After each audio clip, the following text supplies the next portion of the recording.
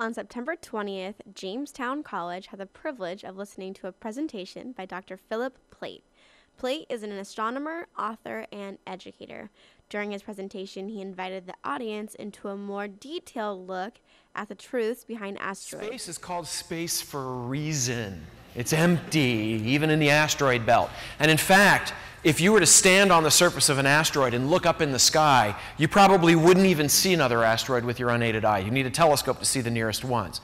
They're millions of miles apart on average, so it's not that crowded. Although there are myths among us about asteroids, Dr. Plait also brought attention to the realities of these forces. Plait brought up topics dealing with what it would really be like if an asteroid did enter Earth's atmosphere, as well as what are the chances of an asteroid actually hitting Earth. The answer is just yes. If we do nothing, another asteroid will hit the Earth. Now, we are hit all the time by small pieces of dust, sometimes bigger things, and once a month maybe by something this big. And those all burn up in the Earth's atmosphere. Every couple of hundred years, something the size of a football stadium comes in and blows up someplace over the Earth. And we've seen this happen in history. It happened in 1908 over Russia. A couple of years ago, one about the size of a small car, maybe a big chair, came in over Africa and disintegrated over Africa. We know these things are coming in. A big one is just a matter of time. It will happen unless we stop it. So that's In an interview with Plait, he filled me in on some of his personal experiences, such as working on the Hubble Space Telescope.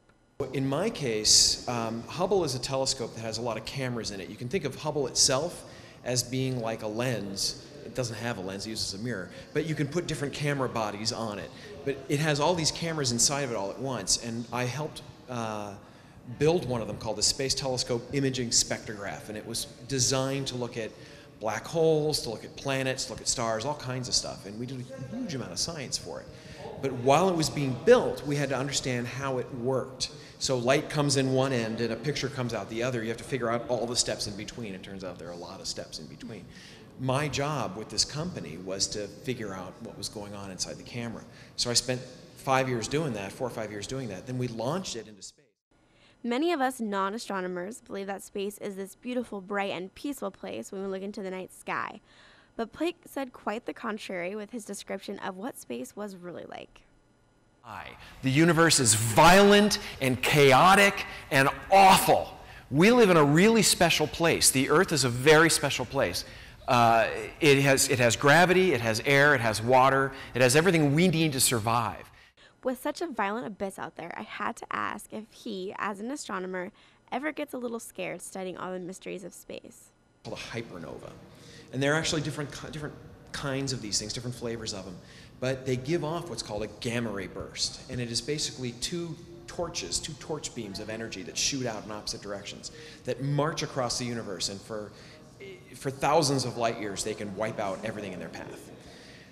We see these all the time, but they happen really super far away, way too far away for us to even see them with small telescopes. You need big monster telescopes to even see them because they're so distant.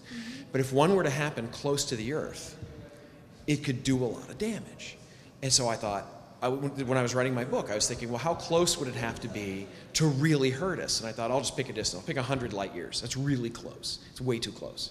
And I did the numbers, and basically that would set the Earth on fire.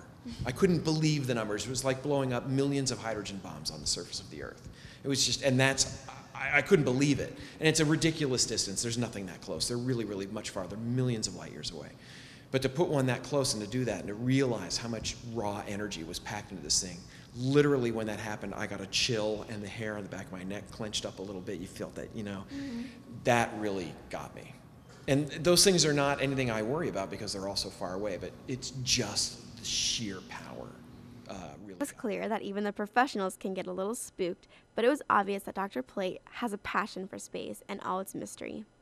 It was a pleasure having Dr. Plait on campus. His show, Phil Plait's Bad Universe, airs its second episode October 6th at 9 p.m. Central Time on the Discovery Channel. Don't miss his look at life on other planets.